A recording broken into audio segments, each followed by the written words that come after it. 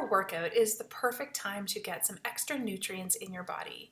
Just like when we're waking up, it's that opportunity to really nourish ourselves with vitamins and minerals and nutrients to feel our best. Plus, after a workout, you're not going to feel like going and grabbing a piece of brownie. You're going to want to really replenish everything that you've used up as far as energy for that workout and that you're ready to take on the rest of the day.